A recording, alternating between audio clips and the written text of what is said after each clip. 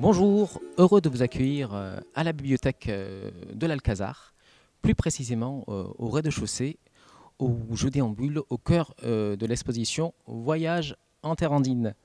Bonjour Bérangère, tu as fait partie de ceux et de celles qui ont monté cette exposition. Comment a germé ce projet, en fait, l'idée de ce projet? Alors tout d'abord, il faut savoir que nous travaillons sur le cycle sur la voie des Amérindiennes depuis plus d'1 an. Et en fait, ce projet est parti à moitié d'une plaisanterie. C'est-à-dire que j'avais contacté Julie Baudin, qui est une photographe qui a vécu 5 ans à Lima et qui a rédigé un récit de voyage, l'Odyssée amérindienne. Elle est venue début octobre pour présenter et ouvrir le cycle de conférences. Et elle nous proposait également la location d'une expo de photos, qui était malheureusement un petit peu hors budget. Et lors d'une réunion avec mes collègues, je leur ai proposé, un peu sur le ton de la plaisanterie, de leur montrer les photos que moi j'avais réalisées lors de plusieurs voyages que j'ai fait en Amérique du Sud. Je leur ai montré les photos et voilà, tout le monde a été enthousiaste et on est parti comme ça. Bon, la chose incroyable, en fait, c'est que ce sont tes photos personnelles, du coup. Oui, voilà, c'est ça. Donc j'ai réalisé 3 voyages en Amérique du Sud, un en Bolivie en 2008, où j'ai rejoint des amis qui faisaient un tour du monde. Et on est parti 3 semaines un petit peu sac à dos et en auberge de jeunesse. Et d'ailleurs, on a voyagé qu'en transport en commun à ce moment-là. Et en taxi après, notamment dans le désert d'Uyuni, et notamment pour aller voir le Nouvel An Aymara sur le site de Tiwanaku. Et après, je suis repartie 2 fois en Colombie, en 2014 et en 2018, où j'ai pris notamment des photos de paysages de la région de Medellín et de San Agustín, où ont été prises les photos sur la culture du café. Donc un voyage à l'ancienne, à la route. Voilà, c'est ça, oui, oui. C'est les meilleurs de voyages pour découvrir. Là, j'ai bloqué sur cette photo lors de l'interview. Du coup, tu peux nous dire où c'est, en Bolivie, non? Alors, c'est en Bolivie, c'est sur le site de Tiwanaku, qui est un site ancestral et qui serait le berceau de la culture Aymara. Et donc, tous les ans, le 21 juin, pour le solstice d'hiver, on fête le Nouvel An Aymara. Les ethnies de toute la Bolivie se rejoignent sur ce site sacré. Et il y avait notamment également Evo Morales qui venait d'être élu président de la Bolivie, le premier Indien Aymara élu président d'une république. Et donc c'est une grande fête. On se réunit quand il fait encore nuit noire. Et on attend le lever du soleil. Quand le soleil se lève, on expose nos mains vers le soleil pour capter l'énergie de cet astre, voilà, l'énergie du ciel. Et ensuite, il y a dans toutes les rues et dans les rues du village d'à côté et à Tiwanaku sur le site des concerts. Voilà, les gens se réunissent, boivent, mâchent de la coca et font la fête. Ouais, c'est vrai que c'est un pays qui aime bien faire la fête. Mais tu as dû avoir super froid, non? Ah oui, oui, je crois que là, j'ai rarement eu aussi froid de ma vie. On était partis à 2 h du matin en bus de La Paz, où on résidait. Et on s'est retrouvés, c'est à 2 h ou 2 h 30 de route, on s'est retrouvés en pleine nuit noire. Et je sais pas, je crois que j'ai rarement eu aussi froid de ma vie. Et on attendait avec beaucoup d'impatience que le soleil se lève. J'imagine ça. Du coup, tu as dû prendre des centaines de photos lors de ton séjour, les trier, les dispatcher au gré des services de la bibliothèque et de son réseau. Ça a dû être un travail incroyable. Oui, ça a été un gros travail parce que j'ai pris plus de 800 photos, plus celles de mes 2 voyages en Colombie. Donc j'avais fait une première sélection chez moi et ensuite j'ai proposé les photos et on a travaillé de nombreuses heures pour choisir celles qui nous plaisaient et après pour les répartir au sein des départements. Donc au premier étage, au département société, on a gardé tout ce qui était culture, commerce et la politique. Au 2e étage, en sciences et techniques, comme ils ont la faune et la flore, ils ont pris plutôt des paysages et des animaux. Et au 3e étage, en civilisation, ils ont gardé plutôt des photos donc, de la célébration du Nouvel An Aymara, puisqu'ils ont la philosophie, la religion, l'ésotérisme, voilà, tout ce quoi. Ouais, tu as dû regarder ça avec une certaine nostalgie, peut-être une certaine tendresse, en fait, au vu de ce voyage assez incroyable. Oui, parce que c'était vraiment le premier grand voyage de ma vie d'adulte, on dira. Et ça remonte déjà à 2008 et je me dis que le temps file vraiment très, très vite. Du coup, il y a des souvenirs qui te sont revenus en particulier, peut-être des choses un peu... Alors oui, je me souviens... Oui. Alors déjà, je me souviens, quand on est parti 5 jours, on a fait un trek au niveau du Salar d'Uyuni, on a traversé des immensités, donc pas mal de photos sont là et représentent, pour atterrir sur l'île qui est au milieu du Salar d'Uyuni. Et je me souviens que la première fois qu'on voyait des lamas, on demandait à chaque fois au chauffeur de s'arrêter et de nous prendre en photo. Et puis au bout du 2e jour, on en a vu, je sais pas, des centaines entre les vigognes, les lamas et les guanacos et tout. Et ils nous disaient, vous voulez vous arrêter? Oh non, c'est bon. On devenait presque blasés de tant de merveilles et de splendeur.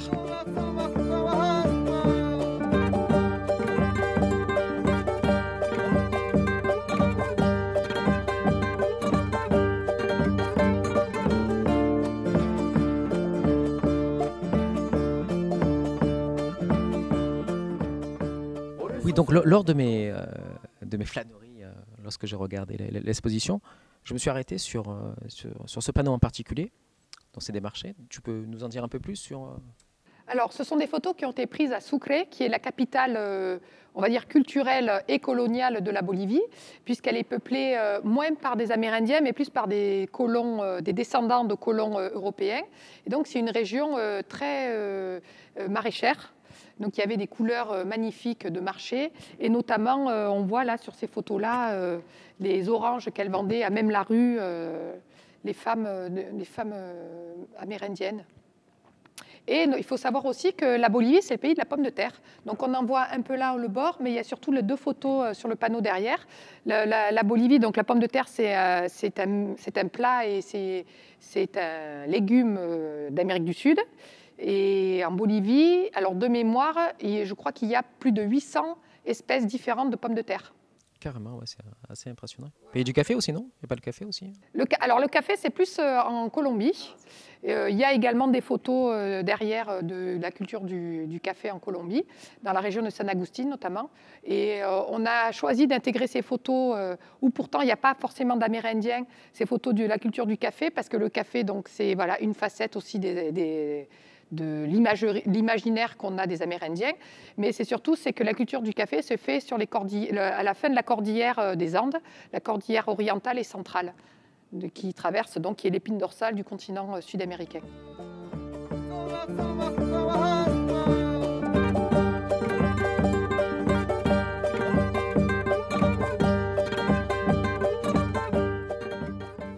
Alors, les livres sous vitrine m'ont personnellement toujours fasciné. J'en ai découvert lors du centenaire de René Maran à la bibliothèque.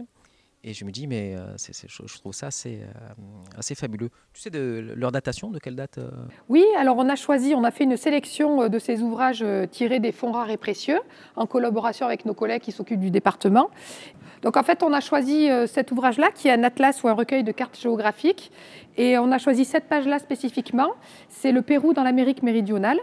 Et on a choisi parce qu'il y a le lac Titicaca bien représenté, ainsi que la ville de La Paz, et qu'il y a également la fin de la cordillère. Donc ça montrait bien tout le cheminement de l'Empire Inca et de l'Empire Aymara. Et celui-ci, c'est le voyage pittoresque dans le Brésil. Donc ce sont des Indiens dans une plantation, et on a trouvé le dessin et le détail des illustrations absolument merveilleuses. Donc on a voulu le montrer au public.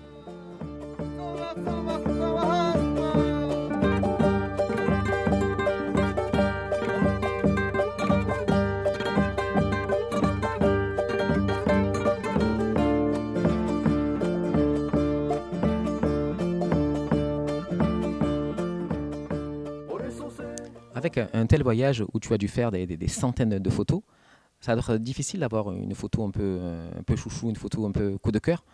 Donc je crois que tu en as une que tu voulais nous montrer plus particulièrement. Oui. Alors c'est vrai que c'est difficile parce que je les aime toutes et ça me rappelle tellement de bons souvenirs. Mais je voulais vous montrer notamment celle-là parce qu'on voit au premier plan mon amie Claire qui faisait partie du voyage et que du coup elle donne l'échelle sur ce paysage qui était immense. Donc là c'est dans la réserve nationale de faune andine Eduardo Avaroa et on est au bord de la Laguna Colorada qui était magnifique. Et donc on se rend bien compte de l'immensité de ces paysages merveilleux où on a l'impression d'être quelquefois sur la Lune parce que c'est tellement désertique et paisible à la fois. C'est vraiment magnifique et à préserver.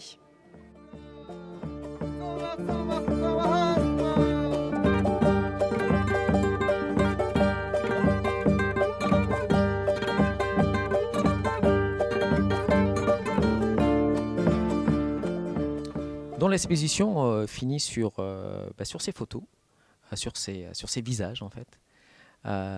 Donc ça part des plus jeunes aux plus anciens. Quel souvenir as-tu de ces photos-là? Alors, ce sont des photos qui ont été prises un peu partout, notamment donc celles-là, elles ont été prises à La Paz. Ces deux-là ont été prises au bord du lac Titicaca. Et puis celle-là à Sucre. Alors, à chaque fois, en fait, je demandais l'autorisation aux gens avant de les prendre en photo. Et je me souviens surtout de leur gentillesse. Alors, bien sûr, je ne pouvais pas m'exprimer en aymara, hein, mais en espagnol. Et même si les gens ne maîtrisent pas toujours forcément l'espagnol, ils arrivaient quand même à comprendre. Et le fait que je leur demande l'autorisation de les prendre en photo, j'ai rarement eu des personnes qui m'ont dit non. À chaque fois, ils m'ont dit d'accord. Et notamment pour les enfants. Alors lui, il était assez grand. Lui, en fait, c'était une sortie d'école. Donc c'est pour ça qu'il a un uniforme rouge. Et je lui ai demandé si je pouvais le prendre en photo. Il m'a dit oui. Et celui-là, il était trop petit pour pouvoir me répondre lui-même, bien évidemment. Donc j'ai demandé l'autorisation à sa grand-mère. Et sa grand-mère m'a dit d'accord.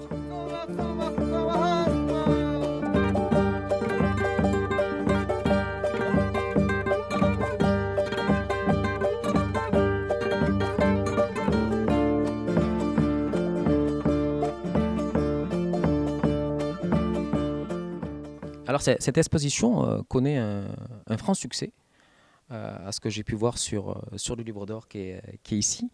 Cela t'étonne-t-il Alors, je crois que cette exposition arrive à point nommé parce que je pense que les gens, et je parle en mon nom, mais je pense que j'exprime l'opinion de beaucoup de personnes, on a besoin de s'évader, de se changer les idées. Et du coup, cette expo de paysages donne envie de partir. D'ailleurs, c'est ce qui est retranscrit dans beaucoup de commentaires du livre d'or. Donc, ça fait très plaisir. Et voilà, on espère qu'il y aura d'autres occasions de faire des expositions du même thème et du même type, quoi. Et du coup, est-ce que cela te donne du coup envie de faire un nouveau voyage avec, pourquoi pas, avec l'expérience de cette exposition, en faire peut-être une autre? Alors, j'ai fait pas mal de voyages. J'ai notamment des très beaux paysages parce que j'ai fait des treks au Maroc 2 fois, donc j'ai de très beaux paysages de l'Atlas marocain. J'ai voyagé également au Vietnam et au Sénégal, donc j'ai plein d'idées. Après, il faut voir parce qu'il faut que ça colle à la programmation culturelle de la bibliothèque, donc à réfléchir. Et puis pour mes futurs voyages, ma foi, j'ai l'intention de retourner en Colombie, peut-être pas l'année prochaine, mais dans les prochaines années, et également au Sénégal, parce que je ne connais pas trop l'Afrique, et c'est un très beau continent qui donne envie d'être découvert. J'espère que j'aurai le plaisir de t'interviewer à nouveau en tout cas. Avec Merci. plaisir. Merci beaucoup. À toi, Stéphane. À bientôt, merci.